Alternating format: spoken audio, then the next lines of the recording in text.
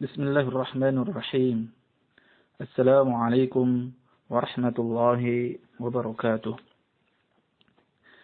إن الحمد لله نحمده ونستعينه ونستهديه ونستغفره ونعوذ بالله من شرور أنفسنا ومن سيئات أعمالنا. من يهده الله فلا مضل له ومن يضلل فلن تجد له وليا مرشدا. أشهد أن لا إله إلا الله وحده لا شريك له وأشهد أن محمدا عبده ورسوله الذي لا نبي بعده. أما بعد، فيا أيها الطلاب والطالبات من فصل الثامن بمعهد حسن الخاتمة، كيف حالكم جميعا؟ عسى أن تكونوا في صحة وعافية.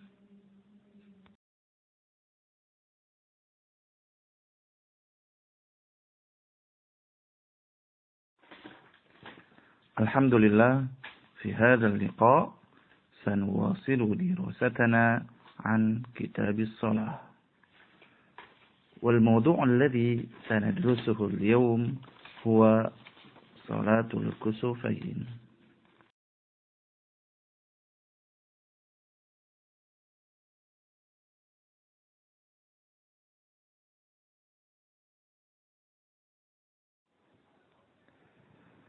وصلاة الكسوف سنة مؤكدة، فإن فاتت لم تقضى، ويصلي لكسوف الشمس وخسوف القمر ركعتين، في كل ركعة قيامان يطيل القراءة فيهما، وركوعان يطيل التسبيح فيهما دون السجود، ويخطب بعدها خطبتين، ويسر في كسوف الشمس ويجهر في خسوف القمر.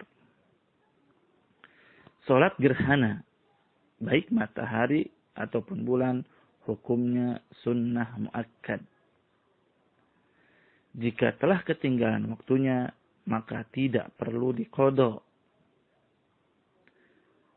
Dan sholat 2 rakaat untuk gerhana matahari atau bulan.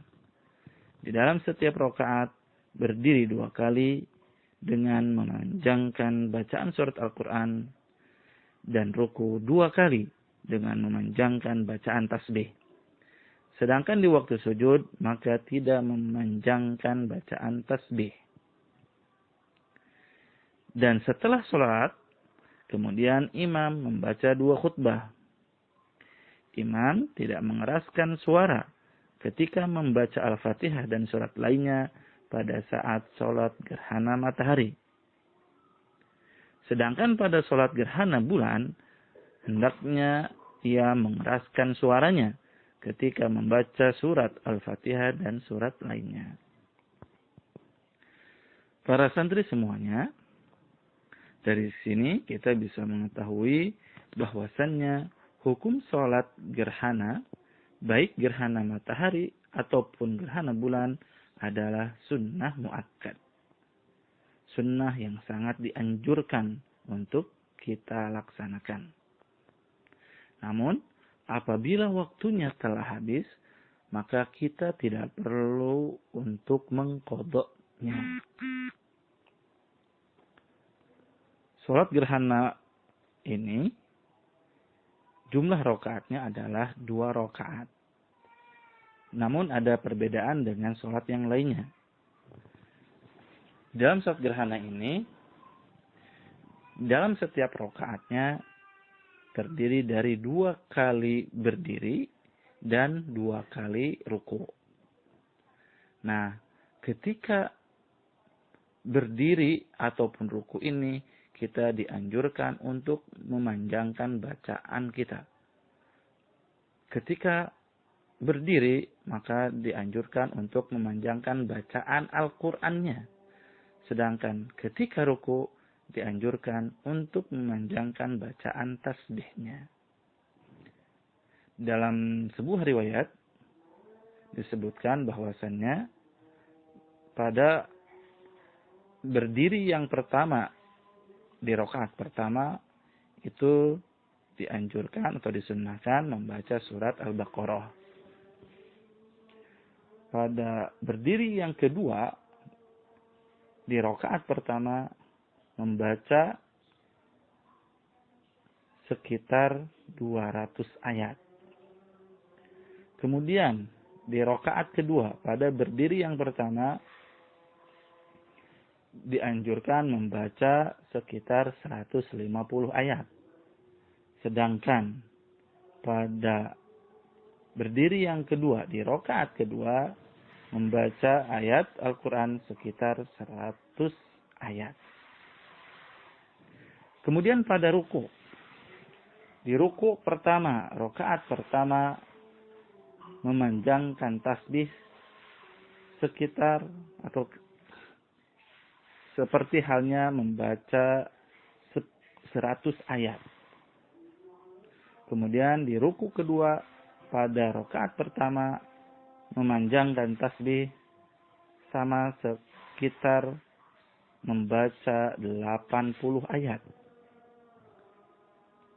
Selanjutnya di ruku yang pertama di rakaat kedua memanjangkan tasbih sekitar membaca 70 ayat.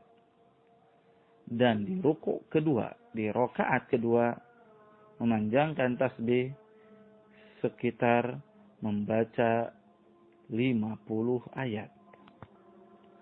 Adapun ketika sujud, maka di sini disebutkan tidak memanjangkan tasbih. Seperti halnya ketika i'tidal. Kemudian setelah selesai sholat, maka imam itu melakukan khutbah. Khutbahnya dilakukan dengan 2 kali khutbah. Di dalam khutbah dianjurkan si imam itu memberikan motivasi kepada para jamaah untuk bersedekah, kemudian mengingatkan jamaah dari kelalaian dan yang lainnya. Kemudian ketika di dalam sholat, apabila sholat gerhana matahari, maka bacaannya disirkan, yaitu dipelankan, tidak dijaharkan. Sedangkan di dalam sholat gerhana bulan, maka bacaan sholatnya dijaharkan, yaitu ketika membaca surat Al-Fatihah dan surat yang lainnya. Para santri semuanya, jadi apabila nanti misalkan ada kejadian gerhana matahari ataupun bulan, mari kita sama-sama mengingatkan supaya kita bisa melaksanakan sholat gerhana matahari ataupun bulan. Sebagaimana yang dianjurkan oleh Rasulullah SAW di dalam sebuah hadis. Beliau menyebutkan, Inna syamsa wal qamara la yankasifani li mauti ahadin wala li hayatihi. Fa idza ra'aytum dzalik fasallu wad'u Allah ta'ala. Rawahu Syaikhan. Sesungguhnya matahari dan bulan keduanya tidak terjadi gerhana dikarenakan kematian seseorang ataupun kelahiran seseorang.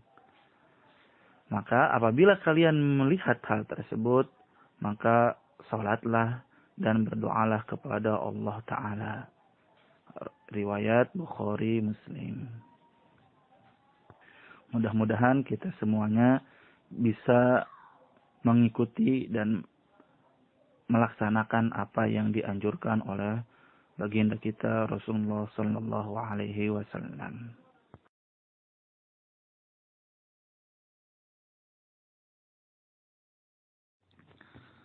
أيها الطلاب والطالبات، في هذا اللقاء نكتفي بهذا القدر.